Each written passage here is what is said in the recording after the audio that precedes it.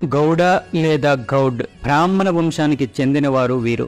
గౌడ చరిత్ర ప్రకారం వీరి మూల పురుషుడు కౌండిన్య మహర్షి. అలాగే పరశురాముడు కూడా కౌండిన్య వంశంలోనే వాడే కాబట్టి ఉత్తర భారతానికి చెందిన గౌడ సరస్వతి బ్రాహ్మణులు పరశురాముణ్ణి వారి దైవంగా కొలుస్తారు.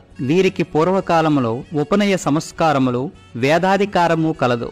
కానీ కాలక్రమేణా కొన్ని చారిత్రక కారణాల రీత్యా వీరు బ్రాహ్మణ స్థాయిని కోల్పోయారు. వీరే ప్రస్తుతం కొన్ని రాష్ట్రాలలో క్షత్రియ స్థాయిని, ఇంకొన్ని రాష్ట్రాలలో బ్రాహ్మణ స్థాయిని కలిగి ఉన్నారు. అంటే సారస్వత బ్రాహ్మణులుగా, గౌడ్ క్షత్రియులుగా, జైస్వాల్, సౌండి అనే వైశ్యులుగా కూడా విభజింపబడ్డారు. మరికొన్ని రాష్ట్రాలలో సాధారణ కల్లుగీత కార్మికులుగా కూడా ఉన్నారు.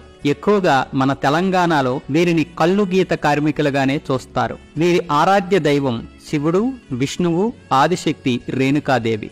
వీరి వంశం వాడే అత్రి మహాముని. అతని వారసులే పంచగౌడులు. పంచగౌడులు అనగా పంచ ఋషులు.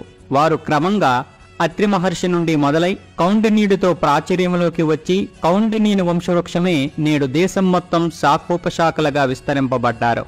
గౌడ చరిత్రలోకి వెళ్తే బెంగాల్లో గౌడ ప్రాంతం భారతదేశంలో ఒకప్పుడు రాజ్యంగా ఉండేది. 1947లో భారత స్వాతంత్రం తరువాత పశ్చిమ బెంగాల్ను ఆధునిక రాష్ట్రంగా ఏర్పరచడానికి మరొక రాష్ట్రంతో విలీనం చేయబడింది. గుప్తా, పాల, సేన, టర్క్స్, మొఘల్ దాడుల వలన పశ్చిమ బెంగాల్ నుండి గౌడ ప్రజలు గౌడ రాజ్యం నుండి దక్షిణ భారతదేశం వైపు వలస వెళ్లారు. గుప్తుల దండయాత్రలతో విసిగిన గౌడ ప్రజలు పశ్చిమ బెంగాల్ దక్షిణ భాగం వైపు ఒరిస్సా గుండా ఆంధ్రప్రదేశ్, తెలంగాణ, తమిళనాడు, కేరళ, కర్ణాటక వైపు అంతటా వ్యాపించి వెళ్లారు. వీరిలో ప్రముఖుడు శశాంక. ఇతడు సామాన్య శకం 630 నుంచి 637 వరకు బెంగాల్ మొట్టమొదటి గౌడరాజు. ఒరిస్సాలోని చిల్కా సరస్సు వరకు తన భూభాగాన్ని విస్తరించి తన మరణం వరకు గుప్తులను ఓడించి కర్ణాసువరం వద్ద తన రాజధానిని స్థాపించాడు. ఉత్తర భారతదేశంలోని హర్షవర్ధనుడి ద్వారా మళ్లీ గౌడ సామ్రాజ్యం దండయాత్రలకు గురి కావడంతో మళ్లీ దక్షిణ భారతదేశం వైపు గౌడ ప్రజలు బలవంతంగా వలస వెళ్లడం జరిగింది. పశ్చిమ బెంగాల్ ప్రస్తుత మాల్డా జిల్లా, ఉత్తర బెంగాల్ గేట్వే ఒకప్పుడు గౌర్ బంగ్లా రాజధాని. గురుపూర అనే నగరం గౌడ నగరంగా గుర్తింపబడింది. గౌడ నగరానికి చెందిన ప్రజలు 5వ శతాబ్దంలో ఉన్న గౌర్ నగరానికి చెందినవారు. పశ్చిమ బెంగాల్లో పాలరాజవంశం లక్ష్మణ్ సేన్ గౌడు పరిపాలించబడింది. దీనిని అస్మానాబాటిగా పిలిచేవారు. సామాన్య శక పూర్వం 1204లో బెకీథేర్ ఖల్జీ బెంగాలును జయించే వరకు సేన్ రాజులు బెంగాల్ను పరిపాలించారు. ఖల్జీ దండయాత్రతో ఆంధ్రప్రదేశ్, తెలంగాణ, కర్ణాటక, తమిళనాడు, కేరళ వైపు దక్షిణ ఒరిస్సా గుండా వలస వెళ్లారు. రుత్నిక్నిక్ బార్బుక్షా పశ్చిమ బెంగాల్లో గౌడ అనే ఒక రాజ్యాన్ని పాలించాడు. ఉషాయిసా 15వ శతాబ్దంలో పశ్చిమ బెంగాల్లో గౌడు సుల్తాన్ ఒకసారి ముస్లింలు ముట్టడించిన తర్వాత గౌడ ప్రావిన్స్ పాలకులు ఒరిస్సా ద్వారా ఆంధ్రప్రదేశ్, కర్ణాటక ప్రాంతానికి దక్షిణాన వలస వెళ్లారు. తూర్పు చాళుక్యులు సోమవంశ క్షత్రియులు. వీరు ప్రస్తుతం ఉన్న ఆంధ్రప్రదేశ్లోని వేంగి రాజధానిగా పరిపాలించారు. తూర్పు చాళుక్యులు 7వ శతాబ్దం నుంచి 1189 వరకు ఆంధ్ర ప్రాంతాలను పరిపాలించారు. వీరు తమ రాజధానిని నిడదవోలు సమీపంలో ఉన్న వేంగిని వీరు తమ రాజధానిగా చేసుకున్నారు. తరువాత రాజమహేంద్రవరంకు మార్చారు. చాళుక్య రాజులు ఆంధ్రప్రదేశ్లోని గోదావరి జిల్లాలో సోమేశ్వర, భీమేశ్వర ఆలయాలతో పాటు అనేక ఆలయాలను నిర్మించారు.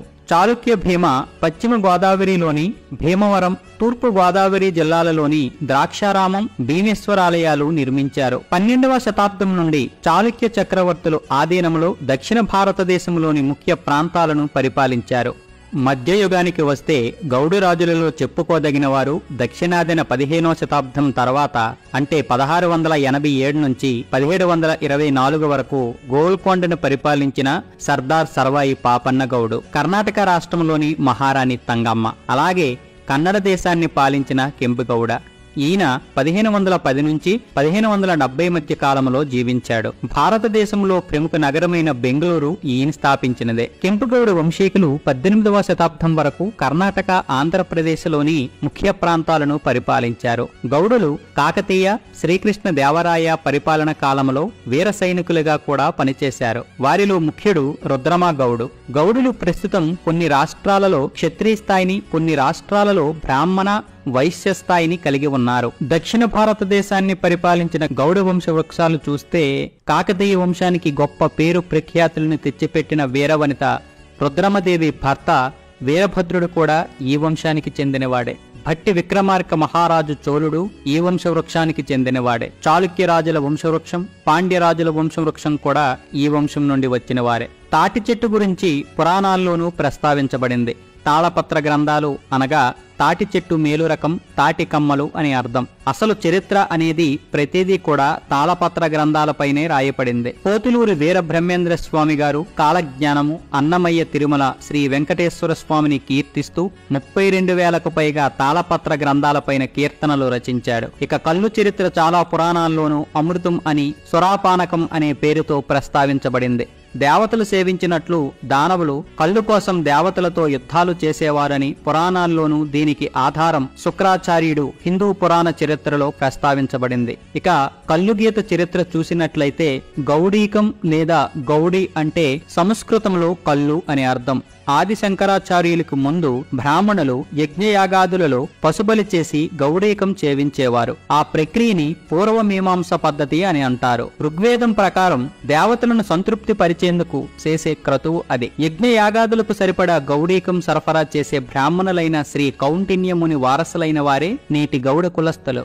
ఆది శంకరాచార్యుల వారు హిందూ మత పునరుద్ధరణలో భాగంగా యజ్ఞయాగాదుల క్రతువులలో ఉపయోగించే పూర్వమీమాంస పద్ధతిని తిరస్కరించి ఉత్తరమీమాంస అనే శుద్ధ శాకాహార క్రతువు అనే పద్ధతిని ప్రవేశపెట్టడంతో గౌడీకం సరఫరా చేసే గౌడ బ్రాహ్మణులు తమ వృత్తిని కోల్పోయారు. కొందరు గౌడ బ్రాహ్మణులు మాత్రం తమ కుటుంబ జీవనోపాధి కోసం శూద్రులకు గౌడీకం సరఫరా చేయడంతో తమ బ్రాహ్మణ తత్వాన్ని వదిలి శూద్రవర్ణంలో కలిసిపోయారు. అప్పటి నుండి గౌడీకం అనే పదం ఎప్పుడైతే సామాన్యులకు చేరువైందో సంస్కృత పదమైన గౌడీకం అనే పదం భ్రష్టు చెంది కాలక్రమేణా కౌడీకం, గౌడికం, కౌలీకం, కళ్ళుగా రూపాంతరం చెంది స్థిరపడడం జరిగింది. మరికొంతమంది గౌడులు బ్రాహ్మణకాన్ని వదలలేక వేద అభ్యాసాన్ని కొనసాగిస్తూ ఉత్తర భారతదేశంలో గౌడ సరస్వతి బ్రాహ్మణులుగా స్థిరపడడం జరిగింది. మరికొంతమంది వ్యవసాయంలో స్థిరపడ్డారు. వారే నేటి కర్ణాటకకు చెందిన ఒక్కలిగ గౌడెలు. కాలక్రమేణా వ్యవసాయం చేసి మోతుబరి రైతుగా ఎదిగిన వారిని వారి పూర్వనామం అయిన గౌడ అనే పేరునే గౌరవార్థనామంగా జనం పిలిచేవారు. అలా గౌడ అనే పదం కాలక్రమేణా ఊరి పెద్ద అనే భావంలో స్థిరపడడం జరిగింది. దీనికి ఆధారంగా మౌర్యుల కాలం నుండి గౌడ అనే పేరుతో గ్రామాధికారులు ఉండేవారు. గ్రామ మునసబగిరి లాంటి పదవులు అవి. కాలక్రమంలో గౌడ అనే పదం ప్రాకృతంలోకి వెళ్లి అక్కడ నుండి వాడుకలో గావని, గాని, గౌని, గోని అనే రూపాలు సంతరించుకుంది. గౌడ్రు, గౌడ అనే రూపాలు కన్నడ రాజ్యంలో ఎక్కువ ప్రసిద్ధి పొందిన రూపాలు. గాని, గోని, గౌని అని తెలుగువారి ఇంటి పేరులో రెండో భాగంలో ఉంటుంది. మొదటి భాగంలో ఉన్న సోమ, పోల, రుద్ర ఇవన్నీ వ్యక్తిని సూచించే పేర్లు. రుద్రగౌడ అనే వ్యక్తి వంశాన్ని వాడుకలో రుద్రగౌడిని వారుగా పిలిచేవారు. కాలక్రమేణా అది రుద్రగౌని అయ్యింది. అలాగే కొన్ని చోట్ల రుద్రగాని, రుద్రగోని, రుద్రగౌని కూడా అయ్యింది.